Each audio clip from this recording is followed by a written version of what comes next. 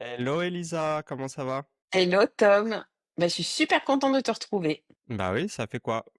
6 mois? Un an? Je sais même plus. Quasi un an. Temps passe trop vite. Un an. Bah trop bien. Trop bien, trop bien. Je suis content que tu aies accepté l'invitation. Je pense qu'on va apprendre pas mal de choses de ton parcours.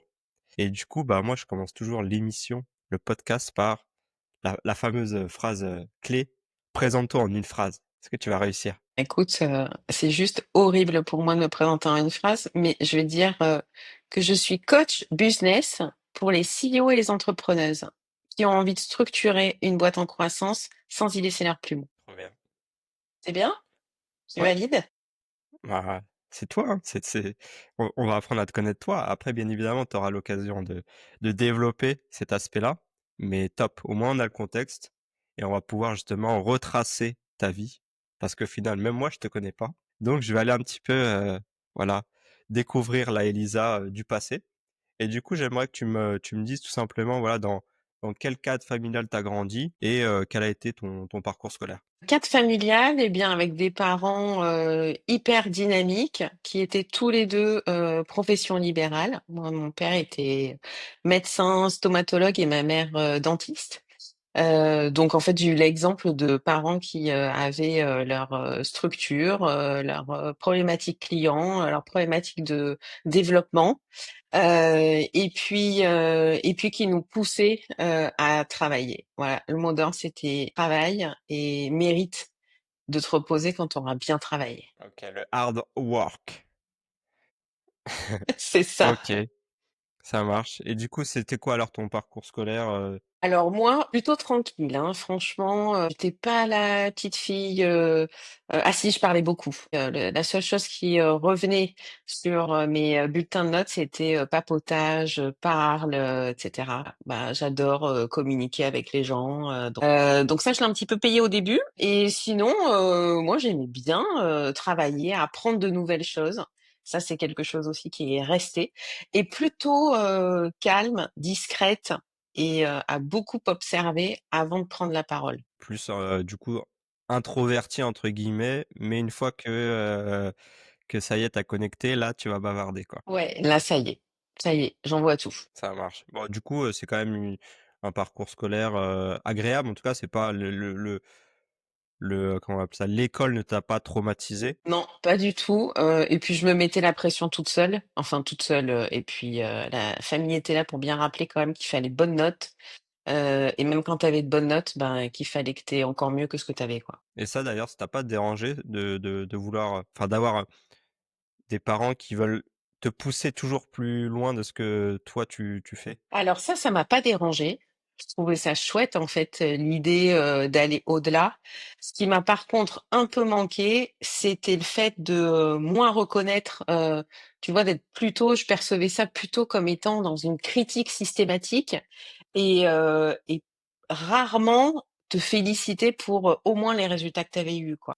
OK, ça marche, ça roule. Du coup, alors, t'as fait quoi alors, comme études? Tu eu ton bac et après t'as Ouais, as j'ai eu mon parti, bac. Alors moi j'étais passionnée par les sciences. J'adorais les mathématiques, la physique, la chimie, etc. Mais j'étais écœurée par mon dernier prof de maths en terminale, en première, quand ça a commencé en première. Et je détestais le fait qu'on puisse apprendre aussi mal aux élèves. Et en fait, je suis devenue rebelle par rapport à ça. Et je me suis dit: «Ben non, je veux plus faire de mathématiques».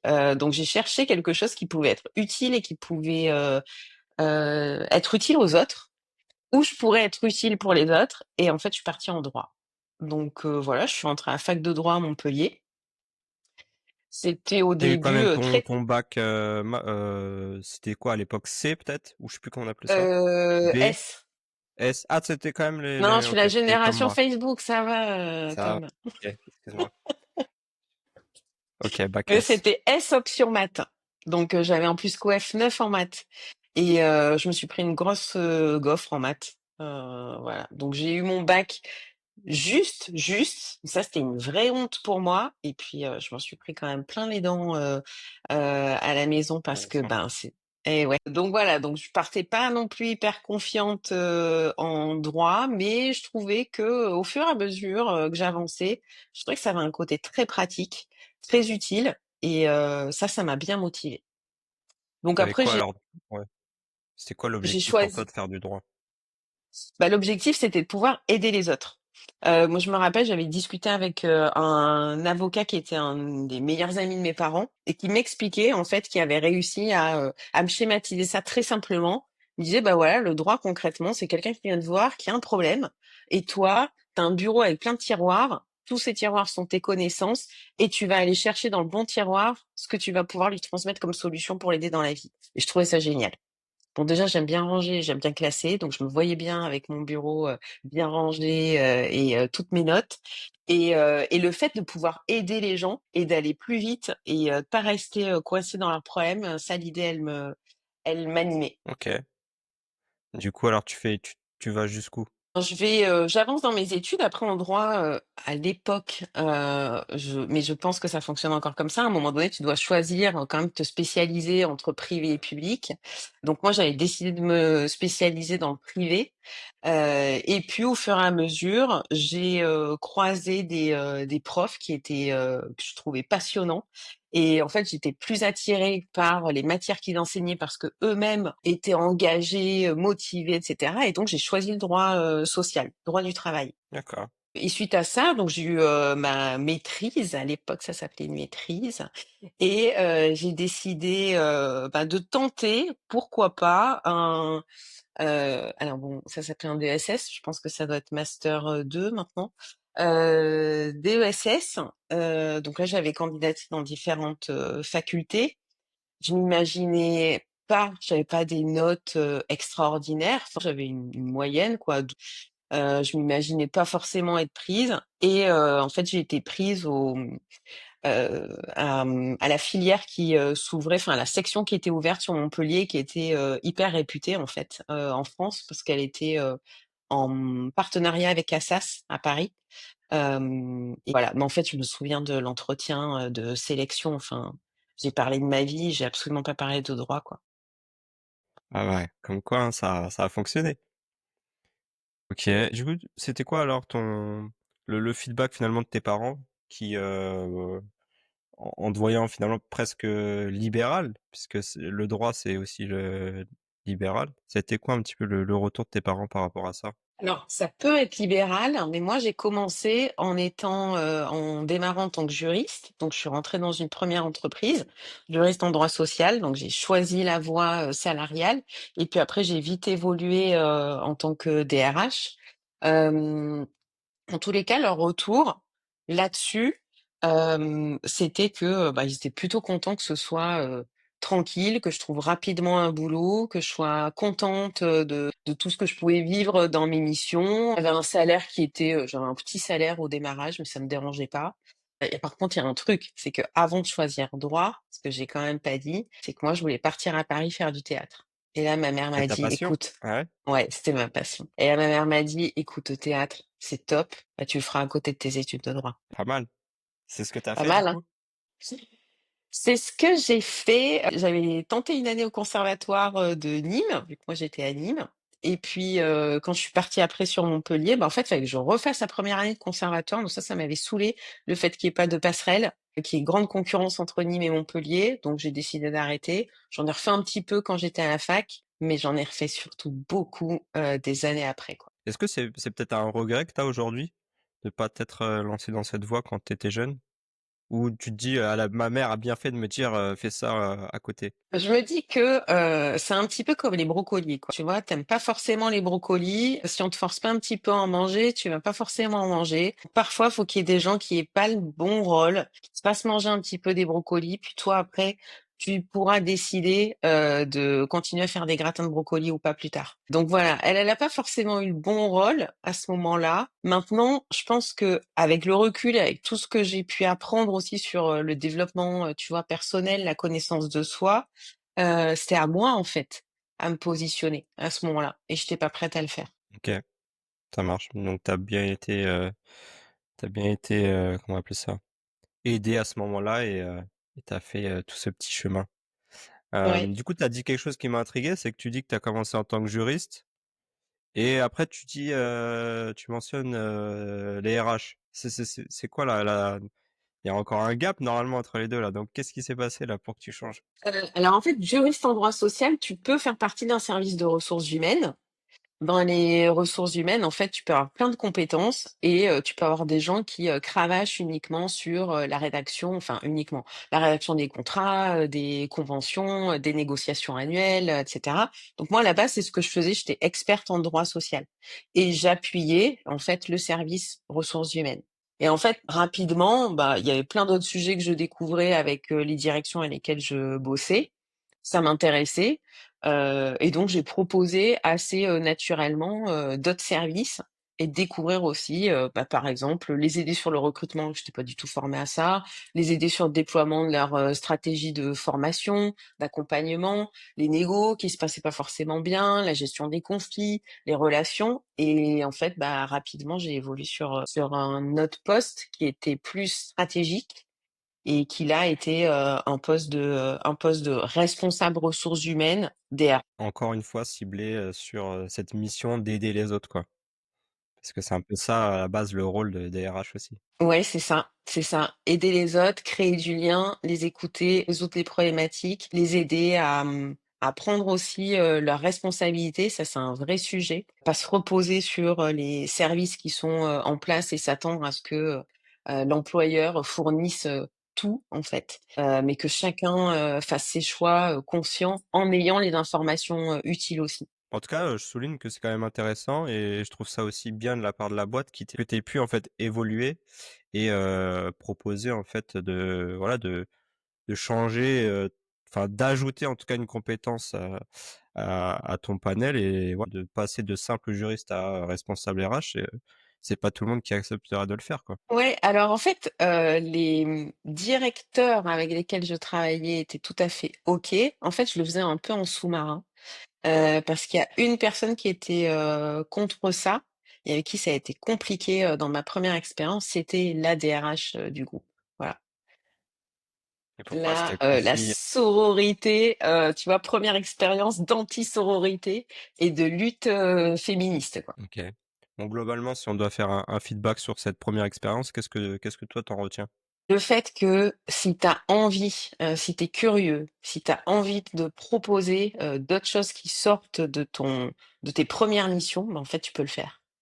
Teste, propose, écoute les besoins, de tes clients, parce que pour moi, c'était mes clients et en fait, bah, les 9/10 de ce que je proposais, les ont aidés, et j'ai accompagné des entreprises qui, je me souviens notamment d'une, qui commençait avec 5 salariés. Quand je suis partie, c'était 250 et il y a eu plein d'autres sociétés comme ça en croissance que j'ai pu accompagner, c'était génial. Et tu avais quel âge à ce moment-là?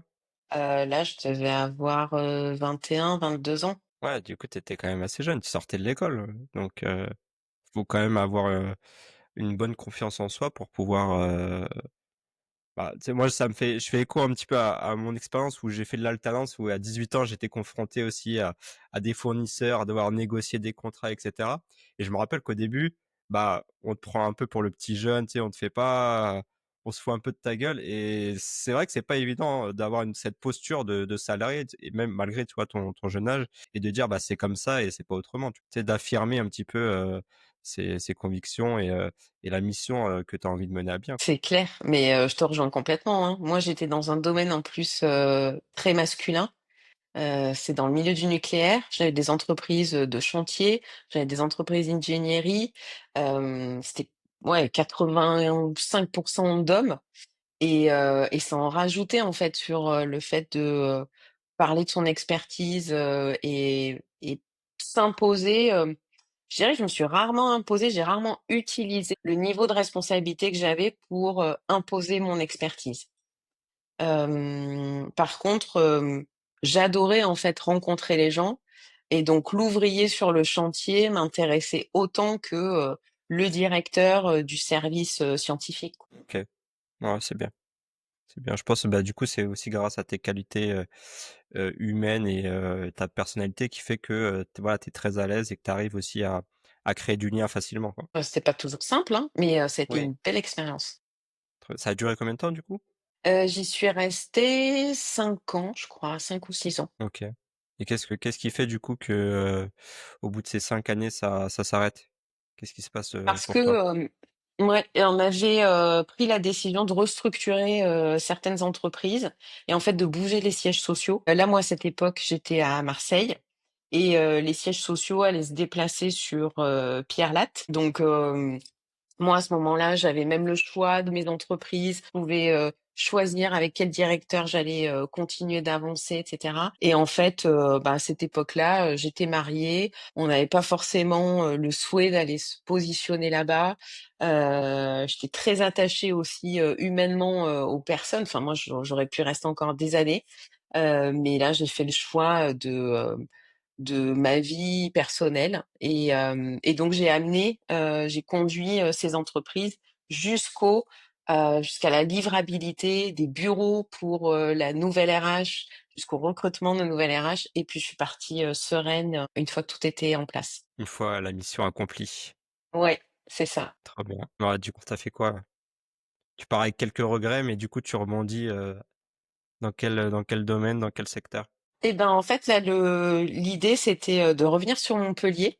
À ce moment-là aussi, ce qui s'est passé, moi, d'un point de vue, personnel, c'est que mon père est décédé et j'ai eu envie, en fait, c'était, un peu, comment dire? C'était pas forcément cohérent, mais c'est une espèce de décision, qui m'a pris à ce moment-là d'avoir envie de revenir, de me rapprocher de ma famille. Un peu comme si, bah, voilà, tu réalises que le temps passe et que, bah, j'avais envie de passer un peu plus de temps avec eux.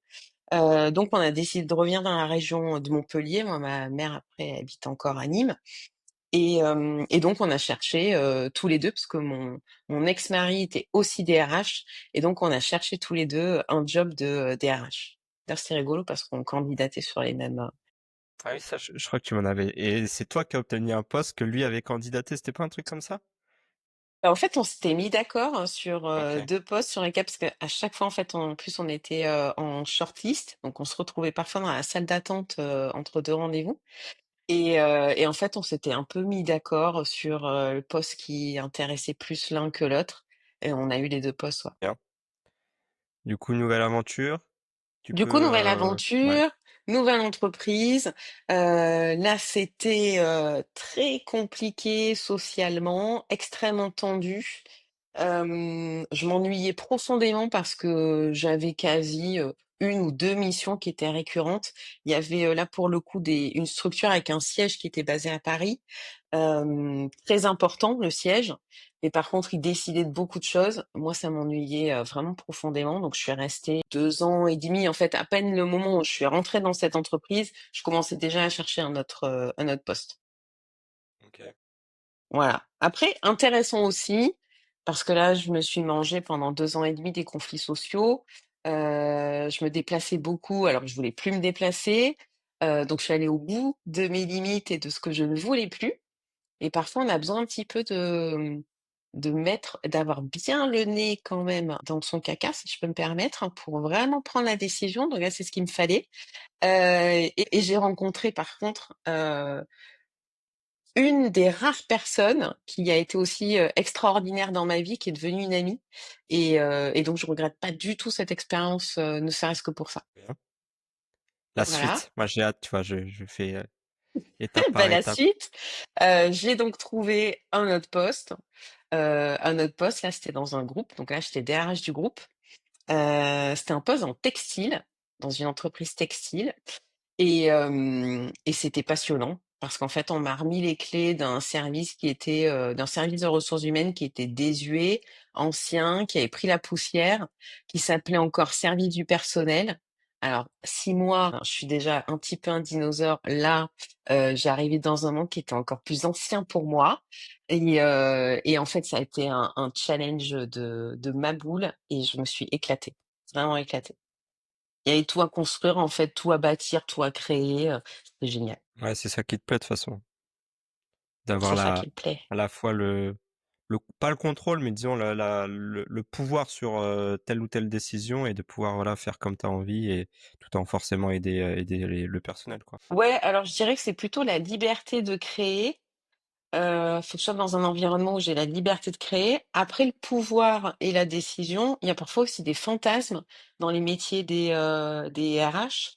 Mais moi, pour moi, c'est aussi chacun à sa juste place. C'est-à-dire que le DRH, il tranche jamais tout seul.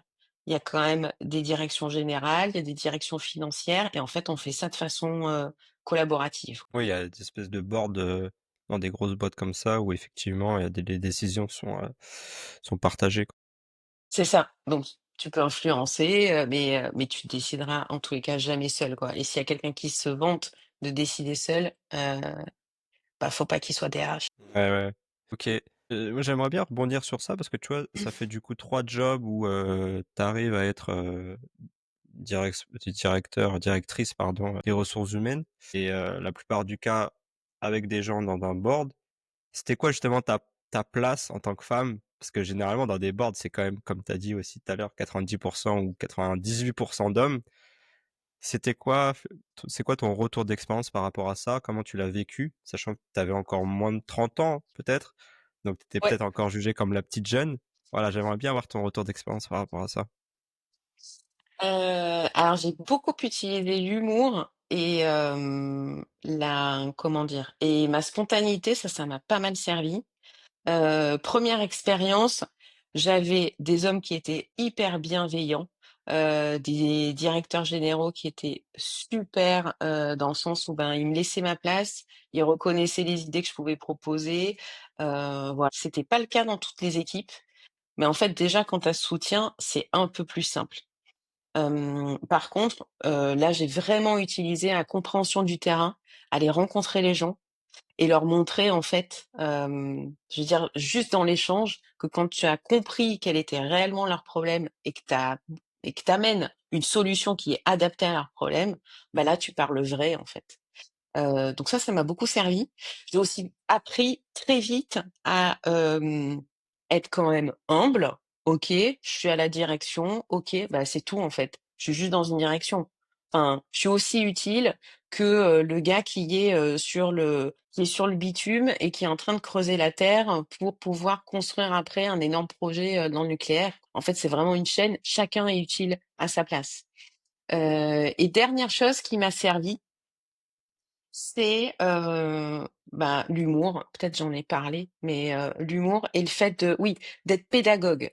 C'est-à-dire qu'on peut vite être un expert, passer pour un expert puant quand on met en avant enfin, tu vois, quand on essaie de casser, en fait, son vocabulaire. En droit, tu as énormément de vocabulaire complexe. Tu me parlerais marketing en vocabulaire complexe, il y en a aussi. Si tu veux, vraiment, coller et communiquer avec l'autre, ben, en fait, tu parles son vocabulaire. Donc ça m'a beaucoup servi. OK. Encore une fois, ça fait le petit parallèle avec l'entrepreneuriat, mais la connaissance du client cible finalement, toi tu avais besoin de connaître, tes clients internes pour pouvoir leur parler de la meilleure façon. Ouais, c'est ça. Et puis ça, je l'ai utilisé aussi par la suite, ben, quand j'étais, dans l'expérience où je gérais que des conflits sociaux, de toute façon, fallait y aller, hein. Fallait aller sur place, fallait aller encore plus les écouter. Je m'en prenais aussi plein la poire parce que, évidemment, je représentais une certaine image. Mais, je dirais que pour certains, j'arrivais à leur faire comprendre que, bah, en fait, tu peux être aussi humain, tu peux aussi avoir un cœur et que leur frustration et que leur colère, on peut les gérer aussi différemment. Voilà, arriver à faire la part des choses, en fait, entre qui tu es et ce que tu représentes. Ouais, ouais, ouais et ça, c'est une chose qui est assez difficile même dans le milieu entrepreneurial aujourd'hui, de dissocier, la personne que tu es et la prestation ou ouais, si la prestation que tu vas faire pour une personne, tu vois? Ou Ouais, l'expertise, tu vois? Ça, ouais. je le vois beaucoup aujourd'hui. C'est peut-être ça le personal branding, non? C'est ouais, je pense que c'est plus large, mais tu sais, souvent quand, je sais pas, je vais faire une prestation, pour toi et que ça se passe pas très bien, tout de suite, moi, je vais me dire: «Putain, je suis nul» et en fait, non, c'est pas toi en tant que personne qui est nul, mais c'est, l'environnement dans lequel que tu as évolué, peut-être la stratégie que tu as utilisée qui a pas été bonne sur ce côté-là, tu vois? Et c'est vrai que c'est pas évident de dissocier les choses, surtout que quand bah, nous, en tant qu'entrepreneurs, solopreneurs, notre expérience, enfin, nous-mêmes, on est aussi l'entreprise, globale, quoi. Ouais, Voilà, c'était le petit aparté. Mais voilà, ouais, tout ça pour dire, moi, de ce que je vois et de ce que je perçois, c'est que finalement, ces trois choses dont tu nous as parlé, bah, c'est les choses dont tu te sers quotidiennement aujourd'hui dans ton expérience entrepreneuriale. Oui, alors ça me semblait moins évident, tu vois? Là, quand je t'entends me le dire aussi, ça semble complètement évident. Moi, quand j'ai basculé après dans l'entrepreneuriat, j'avais l'impression que je repartais de zéro. Je connaissais OK. rien, je comprenais rien sur la Bah, partie marketing, en plus. justement, on va faire le pont de tout ça. Du coup, on va dire que ta vie, salariale, elle dure combien de temps? Et à partir de quand tu te dis: «Punaise, j'ai envie de passer à autre chose et de changer de trajectoire»? Ouais, ça a duré 15 ans, 15 ans où vraiment je me suis éclatée et dans ma dernière je dirais que même, ouais, à partir de ma deuxième expérience, là, j'avais déjà envie, de créer quelque chose. Moi, d'être, à la tête 100 de quelque chose et de prendre, 100 de risque de ce que j'allais créer. Donc là, l'idée, elle était déjà là. Hem, je savais pas encore quoi, mais du coup, j'ai basculé dans cette troisième entreprise. Là, c'était tellement, enfin amusant, challengeant et cetera pour moi, ça m'a tellement occupée que, bah, j'ai pas vu le temps passer et quand même, à un moment, je me suis dit: «OK, est-ce que tu te vois à 60 ans être derrière ton bureau et dire: "Non, vous n'avez pas le droit de faire ça"?» Bon, c'est en même temps, c'était pas ce que je faisais, quoi, dans mon quotidien, mais je sais pas, j'ai cette espèce d'image de moi, sous poussière là et je me voyais pas faire ça et donc je me suis dit: «OK, ben, en fait, tu vas commencer à te poser, à réfléchir dessus et puis en même temps à tester ton parcours». Donc je suis rentrée dans un vrai parcours de réflexion sur ma reconversion professionnelle et là, j'ai voulu tester tout ce qui était à disposition sur le marché du travail pour la reconversion, des salariés. OK. Donc j'ai vraiment Tu peux testé. juste, resituer, on était en quelle année? Là, on était en 2000, bah, on devait être en 2000, peut-être 15-2016. Donc voilà, donc j'ai testé énormément d'accompagnements, tous les accompagnements gratuits qui étaient proposés sur le marché par, l'APEC à l'époque, hem, Pôle emploi, ça s'appelait plus Pôle emploi, bref, tout ce qui était à disposition. J'ai aussi beaucoup cherché sur internet, je me suis inscrite dans des, formations. J'ai découvert, le The Family avec Oussama Hamar. Et là, j'ai adoré, quoi. Là, j'ai eu des étoiles plein les yeux. Je me suis dit: «Mais ce gars, c'est, moi, c'est des gens qui sont fous comme ça, que j'adore». Voilà, après, OK. je sais qu'il est décrié, soit on le déteste, soit on l'adore. Mais en attendant, c'est quelqu'un qui a fait vraiment partie de mes, inspirations et donc je m'étais inscrite à The Family à l'époque. J'ai aussi découvert les MOOC à l'époque, parce qu'en fait, j'étais en reconversion, enfin, en réflexion de ma reconversion, mais je savais toujours pas ce que je voulais faire. Les MOOC, je sais pas si tu connais, c'est, Massive Open Online Courses et en fait, à cette époque-là, arrivait sur, le web, le fait que toutes les plus grandes écoles ouvraient leurs cours en ligne gratuits. Donc tu avais vraiment OK. tout et là, pour moi, ça a été, un plaisir et une horreur. C'est-à-dire que le lundi, j'avais envie de devenir, experte en histoire de l'Empire romain. Le lendemain, directrice marketing. Le surlendemain, je voulais créer une application. Après, je voulais apprendre le grec. Bref, c'était un peu compliqué, quoi. C'est ton petit côté, multipotentiel là qui a fait surface. Et ça, j'en parle de temps en temps parce qu'il y a des gens, quand ils viennent me voir, parfois, ils ont besoin de clarté et ils me disent, ils sont angoissés. Il y a ceux qui sont angoissés parce qu'ils ont zéro idée dans les prises de décision qu'ils vont devoir faire dans leur, business ou, voilà. Et d'autres, ils ont trop d'idées et ils sont angoissés parce qu'ils ont trop d'idées. Heu et en fait, bah, c'est pas grave. Que ce soit l'un ou que ce soit l'autre, c'est pas grave. Il y aura toujours des solutions. Mais à ce moment-là, moi, j'étais particulièrement angoissée quand même. Ouais, je peux comprendre. Juste pour resituer, tu avais arrêté ton taf et tu t'étais mis à 100 Non, ou tu faisais ça en parallèle? non, D'accord. ça, je faisais tout ça en parallèle. OK. C'est tout ça en parallèle et en fait, bon an, mal an, bah, j'ai calculé, j'avais pris entre 2 ans et demi et 3 ans de réflexion pour savoir ce que j'allais faire. Donc ça m'a pris 2 ans et demi à 3 ans à tester toutes ces choses-là, à me renseigner, à rencontrer du monde et à la fin, j'ai terminé par, ce que je trouvais complètement nul à l'époque, c'était un bilan de compétences. Voilà, bilan Le de fameux. compétences, le fameux bilan de compétences. Je trouvais ça nul Pourquoi? Parce que, le CPF n'existait pas encore, mais le bilan de compétences faisait partie des dispositifs qui pouvaient être pris en charge, par à 100. l'entreprise, ouais. Ouais, et moi, les choses qui sont prises en charge à 100 et où tu payes pas de ta poche, c'est pas non plus très bon signe pour moi en termes d'engagement. Ça, c'est la première chose. Et 2e chose, c'est que ces systèmes de prise en charge où tu as des organismes de formation, en fait, qui se lancent, bah, c'est aussi fourre-tout. Tu as plein d'organismes de formation qui vont se lancer là-dedans. Les contrôles, ils sont pas non plus grandioses et donc tu rencontres à boire et à manger dans les personnes qui font des bilans de compétences. Qui cachent, hein, mais c'est encore ce que je pense aujourd'hui. Du coup, ça a Du été quoi coup, la conclusion de ce bilan? j'ai cherché déjà une personne qui était recommandée et fiable et la conclusion de ce bilan, tadadam, c'est coach, en fait. Là, OK. tu dis: «OK, À cette 3 époque, ans ça pour existait arriver pas à vraiment ça». coach? Ça commençait. Si, Ça si, ça commençait? commençait déjà, ouais. Ouais, ouais, tu avais des formations, et en fait, j'étais un peu déçue en me disant: «Rien de plus innovant qui sort de ça, rien de nouveau, quoi». Mais Enfin, tu vois? c'était quoi, coach de manière globale ou il y avait, quand même une mini spécialisation?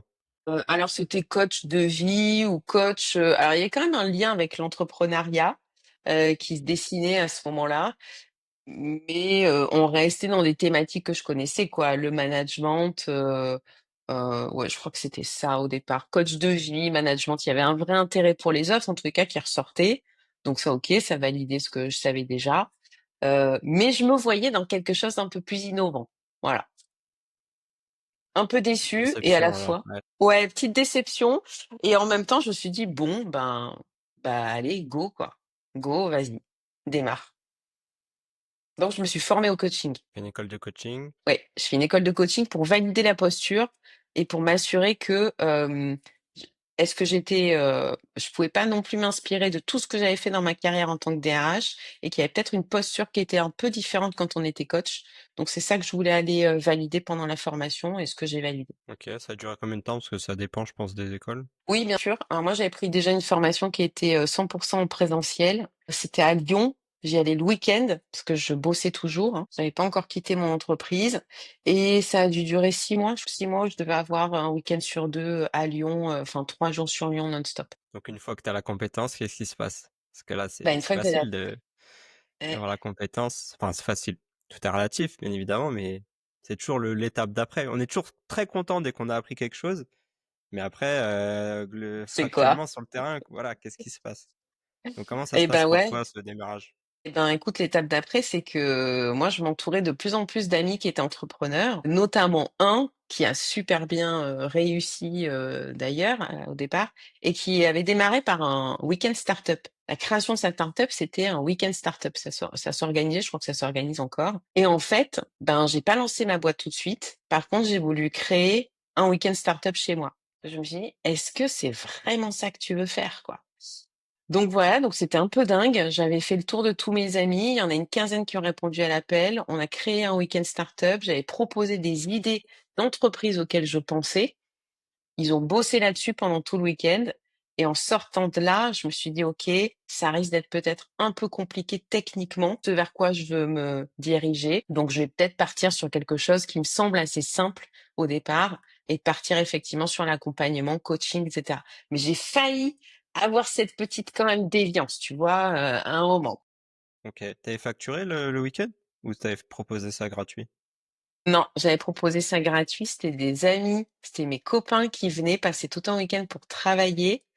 Je leur offrais paëlla, je leur offrais, un bon, repas à la maison, le soir et voilà, c'était la contrepartie, quoi. OK. Donc tout, encore une fois, toi au service des autres. Alors, pas complètement quand même, hein, parce qu'ils ont vraiment bossé. Ça a commencé dès le samedi matin. Imagine, tu viens assister et tu bosses de 9 heures du matin jusqu'à, 18-19 heures. L'idée, c'était à la sortie du week-end, on a sorti un projet, en fait. On a sorti un projet d'entreprise. Donc ils ont vraiment taffé. Mmh. Ouais, mais du coup, est-ce que ça méritait pas justement, contrepartie financière? Des petits deniers pour tout ça? Parce que c'est toi qui as organisé, c'est toi qui manage. C'était quoi, finalement, peut-être que tu avais honte peut-être de demander de l'argent, alors que c'est toi qui as organisé tout ça, quoi? Qu'est-ce qui s'est passé Ouais, peut-être en dans ta fait, je tête leur à ce prenais moment-là? du temps. Moi, je leur Ah prenais toi du temps qu'ils tu le voyais mettaient comme ça? OK. ouais, moi, je leur prenais du temps qu'ils mettaient à disposition pour mon projet, en fait. C'est Mmh. comme ça que je le voyais. OK. Voilà et puis à côté de ça, moi, ça m'a fait plaisir dans le sens où ça m'a demandé de créer tout un week-end avec des animations, des exercices, pour les faire bosser. Mais ils bossaient sur une de mes idées, pour moi. OK, ça marche. Donc belle expérience et du Ouais, coup, du la coup, bah phase coaching. et la phase coaching, bah, j'ai créé ma boîte. Donc ça, administrativement, c'est pas le plus compliqué. Là, je suis partie en me disant: «OK, il faut à tout prix que j'ai un logo. Le démarrage, la priorité de tout, c'est le logo. Le Comment je logo, vais l'appeler?» la carte de visite. Le logo, la carte de visite, attends, je les ai toutes faites, hein, je pense. Et le site internet. Bien sûr. Et Voilà. il fallait pas commencer avant que tout ça soit fait, forcément. Non, c'était pas possible. C'est une fois que j'avais tout ça, que là, je pouvais commencer à en parler, quoi. Surtout, j'allais pas actionner mon réseau avant ça, puis c'était la honte. Ça a duré combien de temps du coup cette étape-là? Ça a bien 6 mois, 8 mois. Et en même temps, ben, j'en parlais un petit peu à mes amis, de ce que j'étais en train de lancer. Et en fait, ah oui, ce qui s'est passé aussi, c'est que là, je voulais me former. J'avais vraiment envie de me former sur des outils que j'avais mis en disposition en entreprise et je savais que j'allais utiliser auprès de mes clients. Donc, j'ai aussi passé mon été à me former sur le disque notamment, la technique de co-développement. Voilà, pour moi, c'était le b.a-ba qu'il fallait que j'ai, quoi. Je le connaissais dans la pratique, mais j'étais pas certifiée, j'avais besoin de ça. Mmh. Et Encore puis, une fois, ça me allez, fait bim. penser à non, non, mais tu sais, c'est la surqualification, tu vois? Le fait d'enchaîner, d'empiler les diplômes, les formations, les machins avant de se lancer, tu vois? Ça me fait, écho à ça. Ouais, là-dessus, je suis pas tout à fait d'accord avec toi. Ça, je l'ai vécu plus tard. OK. Pour moi, le choix du disque, en fait, en fait, si t'es pas certifié, t'as pas accès aux tests. T'as pas accès aux tests que tu délivres à tes clients. T'as pas accès à tous les comptes rendus. Donc, en fait, t'es obligé de passer par cette certification-là. Donc, ça, c'est obligatoire pour moi si je voulais après tester les clients. Et OK, le ça marche. codev, par contre, j'aurais pu effectivement lire le bouquin, assumer aussi l'expérience que j'avais avant.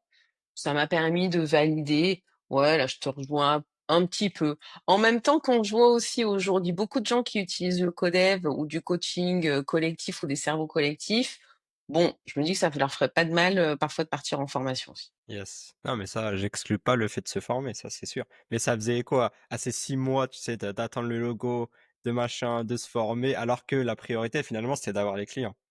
C'était de Justement, trouver bah, des raconte-moi clients. un petit peu la première fois, ton premier client, comment ça s'est passé? Et surtout, moi, j'ai envie que tu me dises la première fois que tu as reçu ton premier virement, quoi. Et qu'est-ce que tu as ressenti? Premier client, en fait, c'était quelque chose de complètement fou. C'était, une de mes, connaissances et amies de mon réseau professionnel qui m'a dit, «Écoute», elle avait pris un autre poste depuis. Elle m'a dit: «Écoute, je vais te faire rencontrer, une personne d'entreprise parce que je sais qu'ils ont des besoins en termes d'accompagnement, d'équipe, donc je vais organiser un dîner». OK.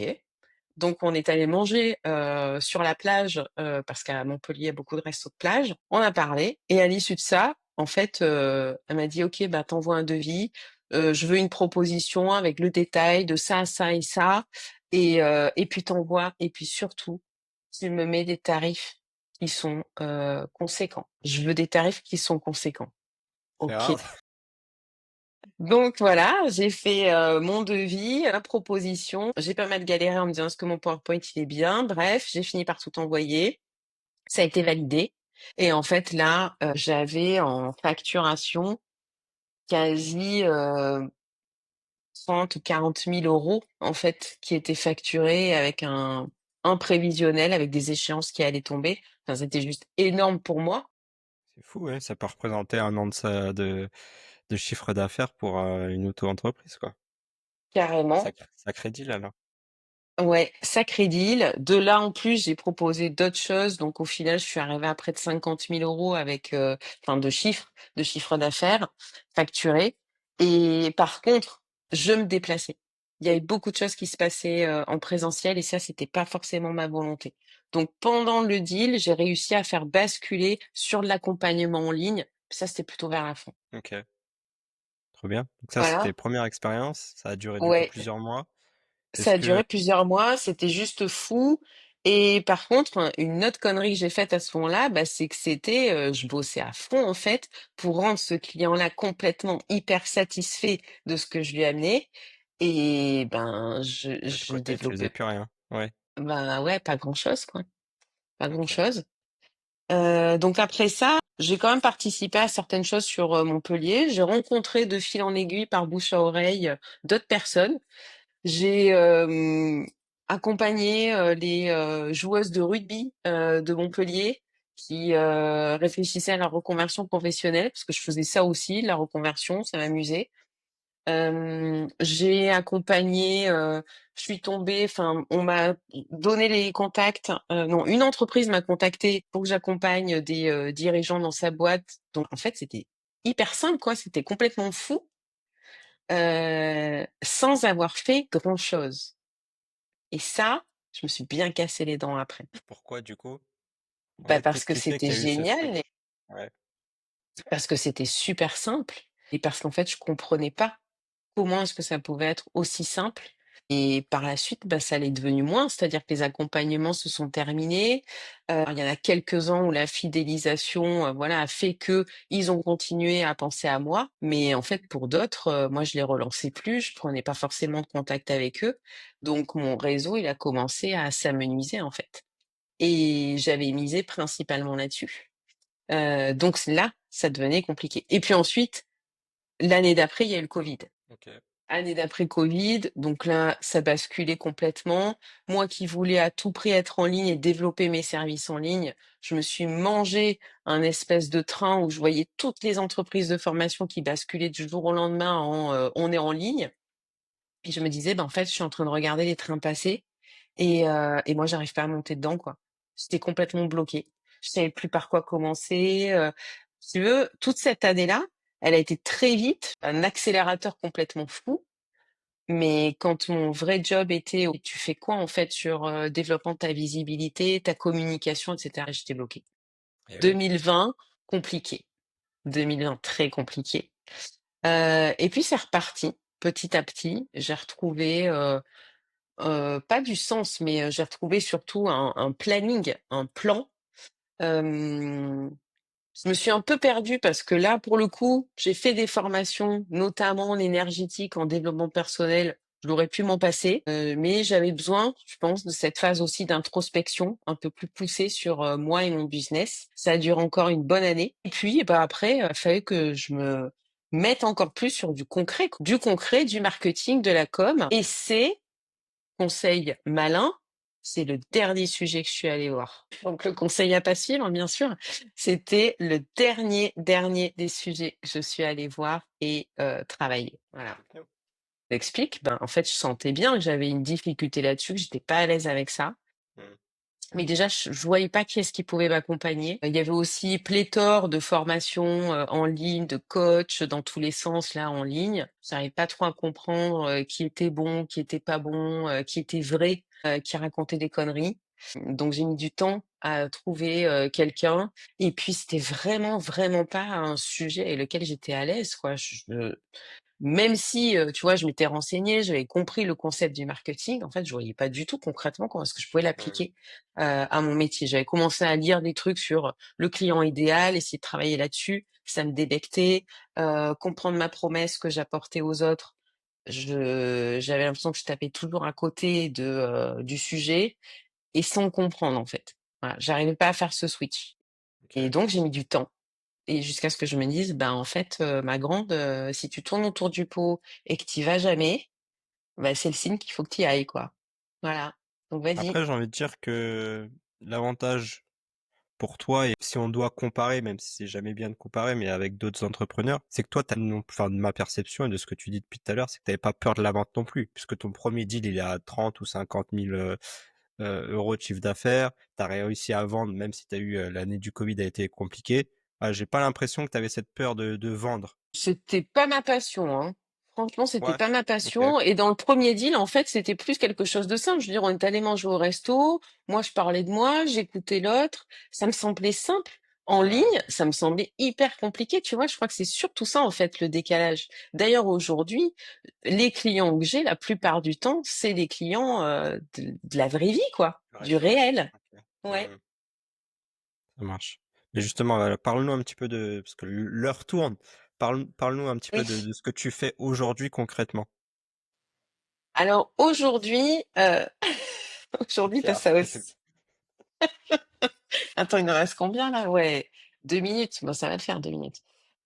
Aujourd'hui, alors ça fait quand même 7 ans maintenant que j'entreprends, là, je rentre dans la 7e année. J'ai beaucoup Alors, j'ai changé plusieurs fois de cible client. J'ai changé plusieurs fois d'offres. Donc ça, j'ai appris à comprendre aussi, quels pouvaient être mes cycles et que j'avais le droit de le faire. Que ça, c'était quelque chose qui me paralysait, qui m'angoissait. Je me suis dit: «J'étais vraiment pas stable, fiable». Donc aujourd'hui, j'ai compris il fallait aussi que je choisisse quelque chose, que je m'y tienne pendant un moment et si vraiment ça me plaisait pas ou, j'avais pas les résultats escomptés, OK, je pouvais avoir le droit de revenir dessus. Mais je me laisse beaucoup plus de temps qu'avant. Aujourd'hui, en fait, j'ai rassemblé, je dirais, tous les profils qui m'intéressent, c'est-à-dire les profils d'entrepreneurs, d'entrepreneuses, de CEO qui cherchent de la croissance pour leur entreprise, tout en voulant avoir une vie qui soit équilibrée pour eux et dont ils puissent kiffer, en fait. J'accompagne pas des gens qui sont dans la recherche à tout prix d'augmentation de chiffre d'affaires. Déjà, ça a pas de sens pour moi. Il y a chiffre d'affaires d'un côté et rentabilité de l'autre. C'est surtout des gens qui, humainement, ont envie de vivre leur vie, que leur projet d'entreprise porte aussi leur vie, les accompagne dans ce qu'ils ont envie de vivre. OK. Et donc ça touche tout type d'entrepreneur et pas forcément le secteur de l'infoprenariat? Non, c'est tout type d'entrepreneur, après j'ai, une dirigeante, d'entreprise qui, elle a près de 150 salariés. Quelques heures après, j'ai, un dirigeant, qui lui, est seul, à bord et peut travailler avec des freelances. J'ai eu une femme qui était, solo et qui réussit très bien en termes de développement de chiffres, mais elle a pas sa posture, en fait. Elle est en train de réfléchir à recruter, à déléguer et cetera. Elle sait pas comment s'y prendre. Donc voilà, j'ai vraiment des profils qui sont différents, enfin des profils d'entreprise qui sont différents, mais par contre, les sujets sont souvent ceux-là. OK, ça marche. Et là, par exemple, les 3 personnes dont tu viens de citer, c'est des personnes que tu as obtenues via du bouche à oreille ou en tout cas un réseau local? Ou c'est quand même des choses que tu as eues grâce à toute ta com ou ton marketing en ligne? Pour l'instant, c'est mon réseau et le bouche à oreille. OK. Est-ce qu'un jour est-ce qu'un jour j'en aurais non, j'en ai eu, mais je dirais que majoritairement, ça reste, le bouche à oreille et les rencontres, dans la vie. Après, je veux dire, il y a rien de mal à avoir ses clients là-dessus, hein. Je sais que bah, quand tu es en ligne, forcément, tu t'effectues un travail et tu as envie d'avoir un retour sur investissement. Mais, si tu es meilleur et si, même en termes de rentabilité, tes clients viennent du business, local ou en tout cas de ton réseau, bah, il faut pas le négliger non plus, hein. Non, mais je suis d'accord avec toi et ça, c'est quand même quelque chose que j'ai mis du temps à accepter parce que je me trouvais un peu dinosaure, quoi. Je me disais: «Mais en fait, ce que je fais en ligne, ça sert à rien. Globalement, ça sert à rien». Alors qu'en fait, maintenant, je le prends sous un autre angle et je me dis qu'en fait, si ça sert à parler de moi, ça sert à partager mes idées, mes avis et c'est aussi une manière pour moi, bah, ouais, de pouvoir m'exprimer, de pouvoir communiquer et je sais que tout ça, ça se recoupe. J'ai aussi créé un podcast parce que ça m'amuse. Je trouve ça génial de pouvoir interviewer des gens, d'en savoir plus sur leur vie, comme, ce que toi tu fais. Donc voilà, c'est pour moi un vrai lieu d'expression. Je le prends plus comme ça. Après, il y a quand même un petit truc moi qui joue, c'est que je suis encore sur 2 régions et là j'ai un changement encore, perso qui fait que je sais que dans quelques années je vais revenir sur Montpellier. Pour l'instant je suis sur Cannes, mais je vais revenir sur Montpellier et pour moi ça a un côté pratique aussi, tu vois? De développer en ligne, où j'ai pas forcément besoin d'être présente physiquement sur des lieux parce que j'y suis pas tout le temps. Ouais. Mais bon, finalement je m'organise et je me dis: «Bah, je vais trouver une organisation aussi adaptée pour ça, quoi». Ouais, bien sûr. Mais justement, si on doit faire un petit peu le bilan de tout ça là, de ton parcours de vie, comment là, je vais la jouer à la PB. Quelle note tu te donnerais de 0 à 10? sur l'ensemble, voilà, de ta carrière, que ce soit sur tes années salariées, tes 15 années du coup de salariat et ta transition, vers, l'entrepreneuriat. Année de salariat, franchement, je suis entre 9 et 10 quoi. J'ai vraiment, adoré, compris toutes mes expériences, voilà, j'ai pas de regrets, j'ai pas de frustration. J'ai géré ça et j'ai appris énormément, énormément de choses. J'ai pas forcément envie d'y retourner aujourd'hui et là, dans mon parcours entrepreneurial, franchement, je mettrais sur mon carnet: «Peut faire mieux, mais Bavarde est beaucoup. engagé». Bavarde beaucoup, peut faire mieux, mais est engagé, motivé et ce qui me porte moi, c'est vraiment le parcours et le chemin, quoi. Parce que je Ce que j'allais te rencontre dire, des est-ce que gens tu es satisfaite aujourd'hui de ce ouais. chemin-là? Ouais.